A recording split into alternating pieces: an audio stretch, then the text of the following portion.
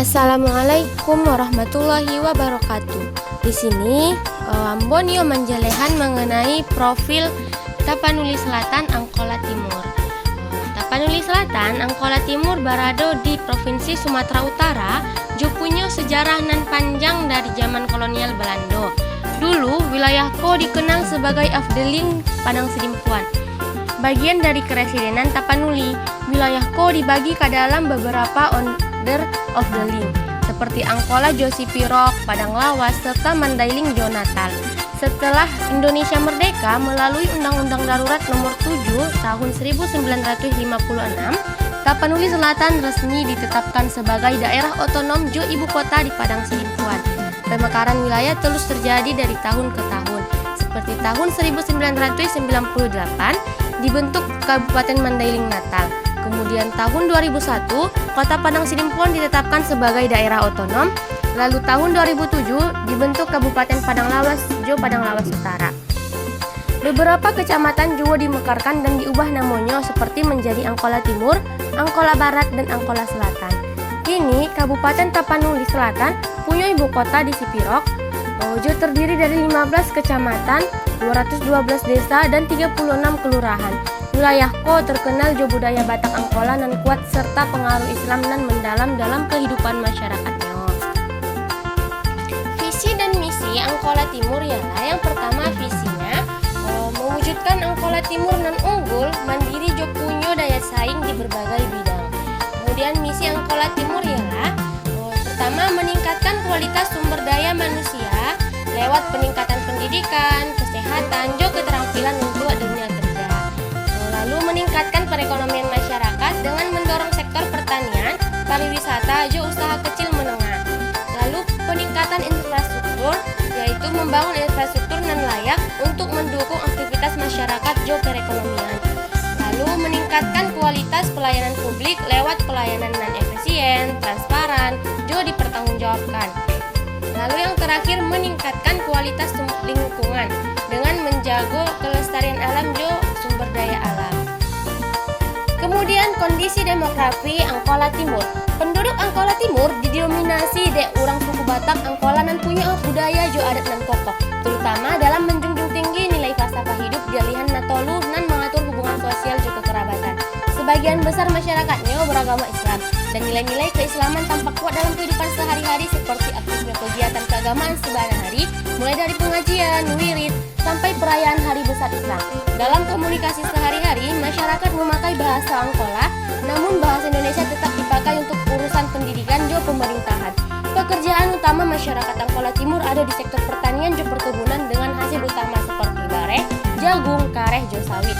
Secara rasional, masyarakat di kawasan Ko dikenal ramah tamah, taat beragama, serta kuat dalam semangat gotong royong jo menjunjung tinggi nilai-nilai adat dalam kehidupan sehari-hari. Marga dan umum di Angkola Timur ialah Siregar, Haraha, Pasibuan, Rambe, Daulaye, Tanjung, Tonga, Lubis, dan Nasution. Selanjutnya ialah rumah adat di Angkola Timur. Rumah adat di Angkola Timur dikenal sebagai Bagas Godang. Rumah Ko merupakan lambang kebudayaan suku Batak Angkola dan biasanya di tempat tinggalkan raja atau penghulu adat, sekaligus tempat dilakukannya musyawarah adat.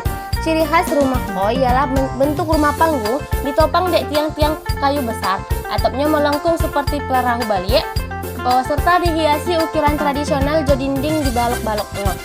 Di depan Bagas Godang biasanya ada sopo godang, yaitu balai tempat rapat adat, dan lesung batu sebagai lembang kemakmuran jo kebersamaan. Rumah adat Ko menggambarkan kuatnya nilai gotong royong, kekerabatan jo tatanan sosial masyarakat Angkola. Selanjutnya ialah mengenai keunikan dari Angkola Timur. Yang pertama adalah perkawinan. Prosesi adat perkawinan di Angkola Timur yaitu pertama Manggaririt Boru atau menanyakan calon anak daro yang akan dipinang oleh pihak laki-laki sebagai langkah awal dalam proses berjalannya alu adat.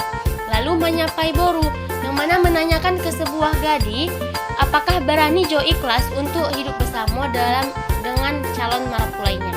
Lalu manulak sere sahatan, yang mana mengantarkan mahar atau barang paningke dari pihak calon marapulai ke pihak anak daro sebagai bagian dari alu secara adat. Lalu martahid, musyawarah antara Dun Sanak dan Nini Mama kedua belah pihak untuk merancang dan menyusun alur tata cara acara perkawinan. Lalu menyapai baru yang mana acara peresmian untuk menyatakan bahwa si gadis telah disetujui sebagai calon istri dari si laki-laki. Kemudian makkobar baru yang mana penyampaian pesan-pesan amanah dan nasihat dari adat dari pihak keluarga ke calon marapulai dan anak daron. Kemudian akad nikahnya yang mana proses ijab kabul sebagai sahnya perkawinan dalam pandangan agama Islam. Kemudian paturun kon baru yang mana penyerahan secara sah adat dari pihak perempuan ke pihak laki-laki dan menandakan bahwa anak daro adalah resmi jadi milik suaminya. Kemudian martulak barang yang mana menutup rangkaian acara balare juga menyelesaikan segala urusan adat dan masih tertinggal. Nah, setelah membahas prosesi perkawinan, selanjutnya di Angkola Timur ada sebuah larangan perkawinan yang mana larangan itu ialah kawin semarga. Nah, di kalangan masyarakat Batak Angkola, kawin semarga ataupun jo urang dan punya marga dan samo dilarang sabana dianggap masih bersuku jo basana dara. Larangan ko bagian dari aturan adat dan ko dipatuhi turun-temurun.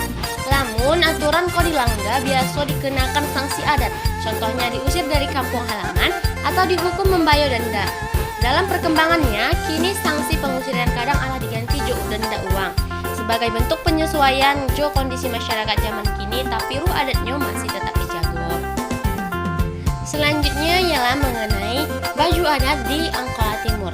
Baju adat Angkola Timur, khususnya suku Batak Angkola, mencerminkan nilai budaya jo adat nan kokoh. Laki-laki biasa menggunakan baju koko atau jas, celana panjang ditambah kain ulos dan disampingkan di bahu atau dipakaikan di pinggang. Sementara itu, perempuan memakai kebaya atau baju kurung dipadukan jo kain songket atau saruang umumnya berwarna merah, hitam, jo putih dan menggambarkan keberanian, kekuatan, jo kesucian. Ulus tidak hanya sekedar hiasan, tapi juga simbol penghormatan jo status adat dalam segala upacara adat. Nah, keunikan selanjutnya ialah mengenai kesenian di Angkola Timur. Kesenian di Angkola Timur sagala banarami jo kuat akar budaya Batak Angkola. Salah satu kesenian yang paling menonjol adalah gordang sambilan. Alat musik tradisional nan berupa sambilan gendang gadang dimainkan bersama alat musik lainnya dalam upacara adat atau alet. Selain itu, ada juga tarian adat yang disebut tortor dan menggambarkan rasa syukur, doa atau penghormatan. Kesenian suara tradisional seperti ende pun masih dilestarikan, contohnya dalam bentuk onang-onang, dan kerap tampak dalam acara adat. Di kesenian ko indo hanya sebagai hiburan, tapi juga sebagai sarana manekot identitas dan nilai-nilai budaya masyarakatnya.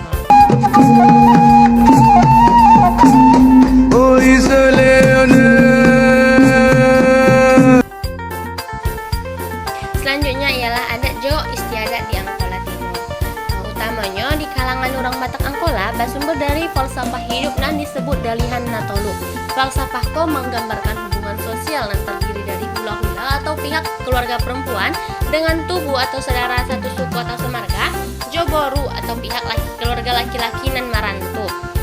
Nah, tiga unsur ko saling berhubungan joharato dijago keseimbangannya dalam segala acara adat, baik dalam hal barale, kematian, atau musyawarah keluarga. Musyawarah pun penting dalam adat orang Angkola. Tiap keputusan besar biasa dimufakati bareng tokoh adat jo anggota keluarga besar. Nilai gotong royong atau yang disebut dari Marsya Pari masih sangat dijunjung tinggi baik dalam kegiatan adat maupun dalam kehidupan sehari-hari seperti menyelesaikan rumah gadang, manggunungan ale, atau membantu jiran ditimpa musibah. Secara umum, adat istiadat di Tapanuli Selatan adalah gabungan nilai budaya Batak jo ajaran Islam dan membentuk karakter masyarakatnya jadi religius, hormat ka leluhur, jo menjunjung nilai kekeluargaan. Nah, selanjutnya di Angkola Timur juga terdapat monca. Monca adalah bagian dari budaya Batak Mandailing jo Angkola Tapanuli Selatan. Dulu, monca adalah seni bela diri, tapi kini lebih dikenal sebagai pertunjukan seni budaya dan menampilkan gerakan-gerakan lincah dengan diiringi musik tradisional. Dalam pertunjukan monca, ada dua orang yang berpasangan dan berlawanan, tapi tak ada yang dinyatakan sebagai pemenang atau pecundang. Monca lebih menekankan pada harmoni, keindahan gerakan, dan nilai-nilai persaudaraan. Mungkin demikianlah sakileh profil Angkola Timur Tapanuli Selatan. Terima kasih lah menyaksikan. Sampai berjumpa. lagi.